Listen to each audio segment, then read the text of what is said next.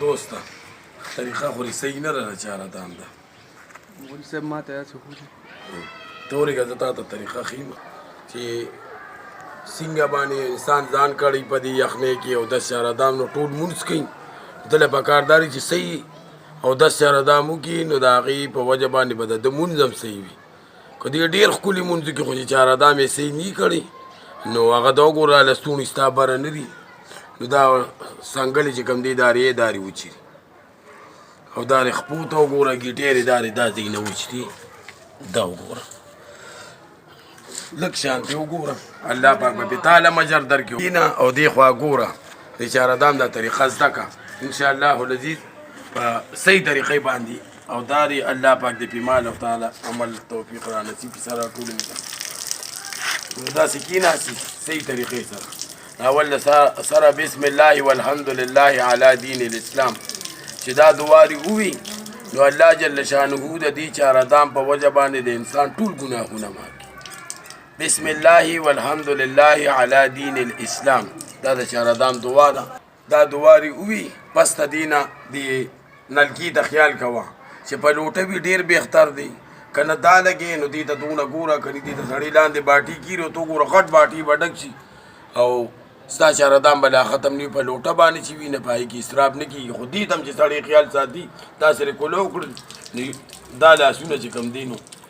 داسې 3 پیرې چې کوم دی نو چې پې ته مطمئن شي د دې ځای پورې دا لاسونه یې دې ځای پورې ووینځل پس د هغې نه بیا دا اوبه راواله 3 پیرې چې کوم دی نو دا خوله کې واچوه او مسواک چې ورسره وکړي صحیح ده که نه دا چې دا لاسونه دې داسې ووینځل خوله کې دې صرف اوبه واچولې خوله پاکه شوله مسواک په راوالې دا د پیغمبر علیه السلام طریقه ده او دې سره چې یو سړي او یا پیرې مونځ وکړي او تا یو پیره مونځ وکړو د دې اجر دغمره برابر دی د عایشې رضیالله عنها نه دا روایت شته دا د مسواک طریقه دا ده چې بره ښي اړخ ته بره 3 پیرې داسې او بیا لاندې او بیا د ګس اړخ ته بره او لاندې دغه طریقه شوله مسواک چې ښکلې طریقې سره وکړو او ته پرې مطمئن شوې د هغې نه پس چې کوم دی نو بیا 3 پیرې خوله کې اوبه اچول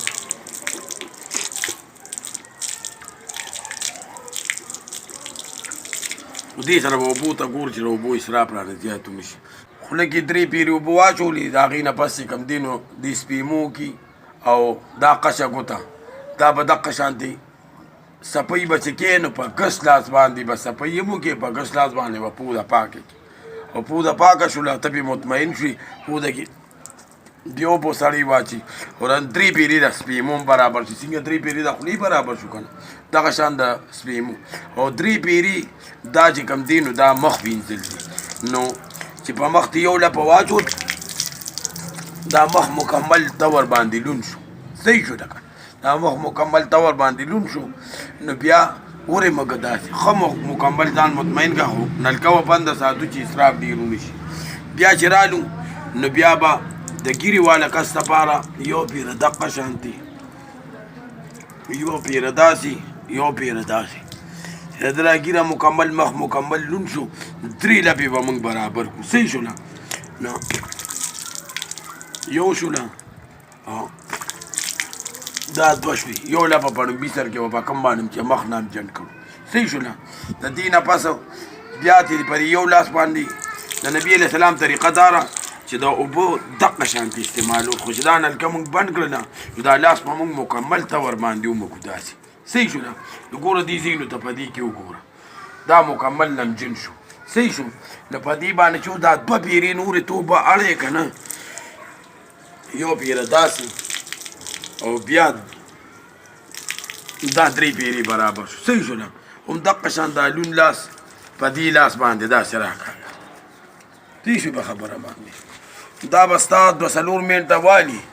خو ته به مطمئن انشاءالله او په مونځ کې به چې کوم دی جان وي دا لاس تا لون کړو نو بیا هم دا نلکه ازاده کړه او دقه شانتې دا 2 پیرې شو او دې سره دا 3 پیرې شو صحیح شوله اوس چې مسه کې د سر مسه کوو نو دا ګوتې تا یو پیره لمدې کړي نو دا ګوتې به ترې لږې دقه شانتې ونیسي صحیح شوله که نه دې دغه شان لږې بره ونیولې نو د دې نه پس چې کوم دی نو داسې مکمل طور باندې دې دی پورې رالو واپس پې دغه شانتې راشه صحیح ده دا دوه ګوتې خو تا نه بش پاتې شوي دي که نه په دې باندې غوږونه وشو صحیح شوله چې غوږونه پې وشو بیا دا لاسونه خو دا الټه سیډونه لامدرې ته وګوره دا و بس حقه یو پیری لون کړی دی بس بار بار لامدولو ته حاجت نشته دا یې په دې دی راخ کړ صحیح شوله دغه مو شو د دې نه پس چې کوم دی نو بیا دې لاسونو کې خلال وکړه ګوتو کې بیا ګوتې لامدې که نلکه به دقه شان وګوره ومقه انشاءالله العزیز یو لوټه اوبه به لږې زیاتي به نه لري خو دې کې مسله دا ده چې دا دواړه خپې په ګس لاس وینځئ موږ اکثر دا ښې خپه په ښي لاس وینځو او ګسه بیا په ګس نه دا ګوتې لمدې کړې نو دې ته وګورئ څونه مختصر لږ اوبو باندې دې باندې ته مطمئن شوې دا ګیټې دارې ښکلې دغه وشولې نو 3 پیرې دي که نه نو په دې کې دا ګروتونه نه دي دا په دې جمې کې اکثر دا پاتې کېږي نو په دې کې دا ګوتې راښکلې دا شوي او دا شاته دا ګیټې پورې دا ځې دا چې کوم خوړل دي دا اکثر چې کوم دی اوچ پاتې کېږي لکه وختي ستاسو را پاتې شي نو په دې کې به داسې لاس راکاږي صحیح شوله نو چې دا انشاءالله العزیز 3 پیرې چې لوټه وي او 3 پیرې پې چې تو به راړې که نه 2 پیرې شو او دا 3مه پیره شو انشاءالله العزیز چې کوم دی نو دې کې به تو قمره شک هم پکې نه راځي خو په ګوتو دا خلال کول د دې د لاسونو د ګوتو او د خپو د ګوتو دا ډېر ضروري دي اوس په 2مه پیره باندې چې دې له راغله دي او دا خپلې لمده کړله دې کې دا ګروتونه یې دا په دې جمې کې صحیح شوله انشاءالله العزیز دا یې وکړل نو ګوره دا ځای نه ټول لامده شو دا چې ته بیا په 2مه پیره م وکړې او په 3مه پیره م ته وکړه نو انشاءالله العزیز دې کې به اسم نی یو انسان دی د تره شک بیماري ده دې وایي چې دا لپه ما واچوله چې وشو کار کو نه شو ته راپاره دا حکم دی چې دې به خپل لیکي وایي چې زما نبي کریم صلی الله علیه و آله وسلم 3 پیرې هر یو اندام یاد کړی دی زه دا 3 پیرې وینځم که زما دا اړه هر څومره شک کوي دا پاک دی زما د اړه دا شکوک او شبهات دا دروغ دي د نبي کریم صلی الله علیه و آله وسلم وینا دا رښتیا ده د دې ځای نه ته پاسي نو ښه په حوصله سره مکمل طور باندې که خیر دی که هلته رانه رکات ته نو هغه یو رکات ضایع کېدل ښه دي او که ټول مونځ ضایع کېدل ښه دي